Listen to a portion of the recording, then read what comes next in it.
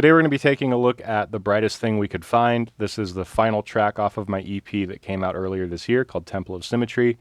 This one is hugely inspired by Disaster Piece and the soundtracks to Hyperlight Drifter and Fez. If you have not played those games, highly recommend.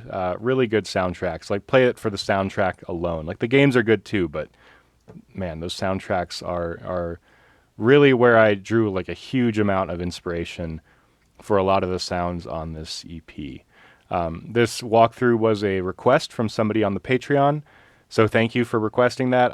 The request was if we could put it on the Patreon, and I don't like gatekeeping the educational, like purely knowledge stuff.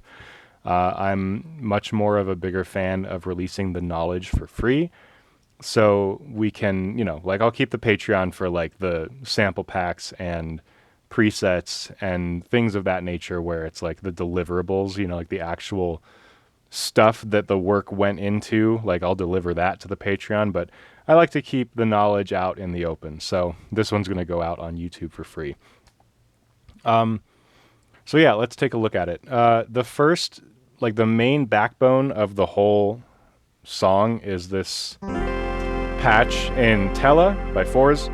This is one of my favorite plugins that came out around that time. It's like a physical modeling synth that uses exciters and resonators, and it gives you like a really nice degree of control over how the exciters excite the resonators and how those resonators ring out, like which harmonics, what is the distribution of those harmonics, like where's the balance, are they tuned, are they detuned.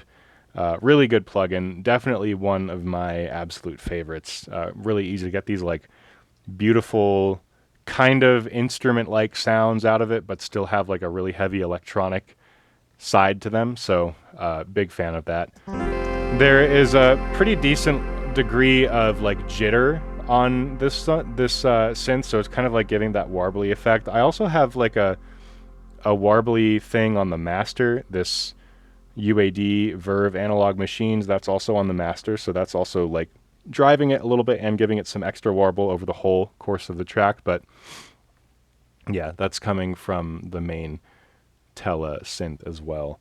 And then at the end of each phrase, I've got this like bendy vital synth. So play a phrase.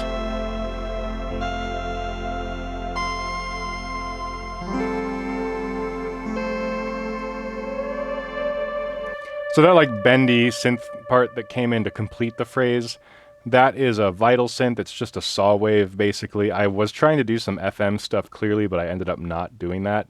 So it's just a saw wave that is opening up the filter, like the filter's opening over time, and then I'm using the gain automation from the utility to do the swells in and out over time. So we just get like a really nice bendy synth like that. So that's basically everything that's happening in the first half of the track. And then once we get to the middle, we start to have this like additional textural stuff come in. So like I've got that like swell into the downbeat there. A big part of this sound design here, I'll show you how I do it, because I do this a lot in my stuff. Let's just find like a random kick. I want something a little...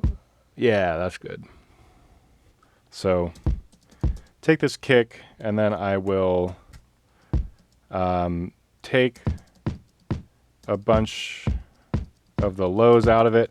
And then what I'll usually do is just like run it through an echo on a very short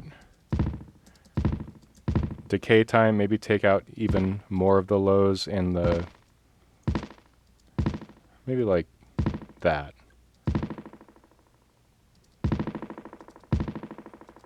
So I'll do something like that, and then I'll just like bounce that out. And then take that sound and reverse it. And now we have something like that that like leads into the next, like the next downbeat or something. So I did that with like, it looks like a kick and some kind of like vocoded hat sound. Might have done some additional processing, I don't remember. But then it's running through a filter and a bit crusher and erosion additionally to like crunch it all together. And then Additionally, on the main telesynth, what I did here, oh, I guess I should take a look at like what's actually going on after tele. So I have this basically a reverb send rack. So a dry chain with nothing on it, and then a wet chain that has 100% wet reverb with an EQ before it. So this is like, this EQ is functioning more or less the same as this input filter here, but it gives you a greater degree of control over what frequencies are actually going into the reverb. So I prefer to do that when I want like a really high degree of control over what the reverb is going to sound like. I'll use an EQ before the reverb to actually select which frequencies are going in.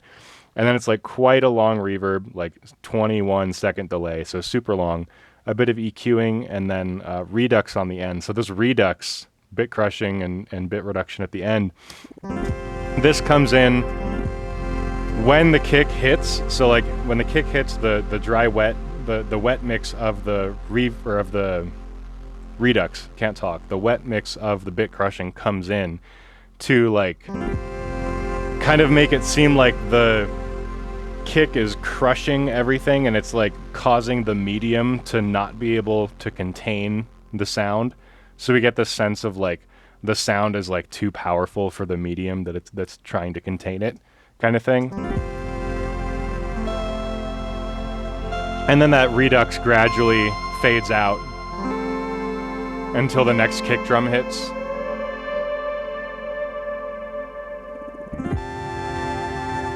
So then it gets crushed again, and then it fades out again. So that's what's going on there. And then now down in the bottom here, we've got basically just like this little arpeggio that plays once. And then after that plays, it's squeezed through this like super narrow band here in an EQ. And it's just like basically a saw wave. There's not really anything going on in the filtering department here. And then it gets squeezed through this really narrow band of an EQ. And then it runs through an echo with like the filters focused on that same point right here. And then it just kind of rings out for a bit until I bring the feedback down. But the interesting thing is that like it's playing in the echo. So like at this point, it's already built up that feedback loop. And then I'm using a utility to bring it in, like to actually bring it in for the swell. And then that's running through a reverb. And then there's two exact instances of that same, like the exact same chain. And I just had them, I did it on two separate tracks because I wanted this chord, like for example, to ring out like as this one is kind of revving up. So like right here, you can see that the chord is still kind of ringing out. And then this one is like this chord actually gets triggered there. And then it can start to fade in here. So it's like they're kind of just like trading places really slowly. Like one's coming in, the other's being faded out, and vice versa. And then the very last sounds in the track are like this operator here.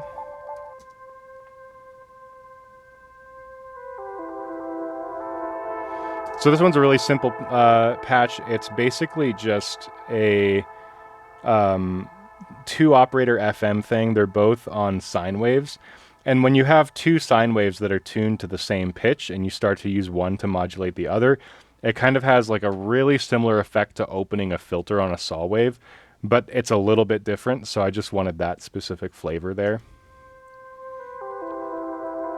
And then I'm using the automation here to control oscillator B, like the level of oscillator B. So it's basically when it's higher up here, we're getting like more of an effect of the filter being open versus like down here where it's darker. So it's just like a nice little way to make it expressive. And then that's running through an echo and a reverb, a little tiny bit of EQ and some soothe to clean up some harsh resonances because it's like being run through an echo at 93% feedback. So that's like bound to happen there. And then this right here is just a sine wave sub. This is just some noise from operator. But then when you have them running together, also through what's on the master, which is this saturator using the wave shaper mode, which if you have it set to this shape, it kind of gives you this nice effect when with like lower frequencies, where the low frequencies kind of break up the higher frequencies. Like it causes like these little tiny bits of fluctuation in the amplitude of the higher frequencies that cause it to have that same effect that I talked about earlier, where it feels like the medium can't really contain the material that is on it. And it's like starting to break, like cause the medium to fail under the load of the actual content. So that is what this is doing. Like when you have all these other like reverb tails, especially from all these sounds up here, and then that sub starts to come in with that wave shaper on it, and this, even like also with this UAD on it, this UAD warm on it, like when the sub comes in, oh, I have it soloed, whoops. It's like when the sub comes in, like notice how it just like ever so slightly causes everything else to break up a little bit. That's like what I was going for, and that's the part that's like really heavily influenced by Disaster Piece, because he does that a lot in his soundtracks. So yeah, that's like basically the whole project file right there. And then after I bounced this, I had it loaded into this separate project here, where I loaded it in as a WAV file, and I bumped it down 2 semitones, ran it through, it looks like a bit of Soothe, Fab Filter, Pro Multiband, EQing, and Bloom.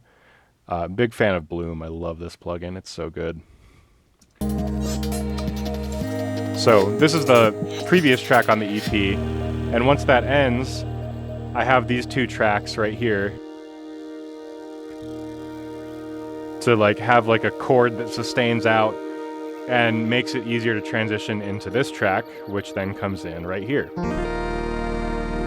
So this that's another reason I pitch shifted it down, or not even pitch shifted, but just like slowed it down 2 semitones, is because I mean, it's pitch shift and slowed. I don't like when I say pitch shift, I mean like time stretch algorithm. There's no time stretching on this. It's just slowed down 2 semitones. So yeah, it was so it would fit with the key of the last chord of this track, so that I could bring this track in and have it transition nicely. And then I added some bird songs over the top of that. Nothing crazy going on there. Oh, actually no, there is a bit of bit crushing on the bird calls. So we do get a little bit of just ever so slight like crunchiness.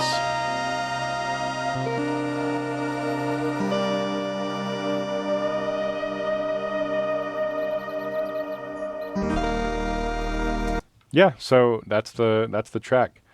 I guess if you like this video, if you like this information, go ahead and subscribe. If you're interested in my music, go check it out. I'm on all the normal streaming platforms. I'm on Bandcamp. Yeah, I did just put a whole hour of unreleased music on the Patreon, so if you're interested in checking that out, I don't know if a lot of that is going to get released, because a lot of it was only really made to be listened to in the context of the live set that contains it. So if you want to hear what I just played at the Black Box like a week ago, yeah, that one is up on the Patreon as well. So yeah, that's the track. That's the walkthrough. Any questions? You should join the Discord, because I've got a pretty sweet community of nerds there that like to talk about this kind of stuff. So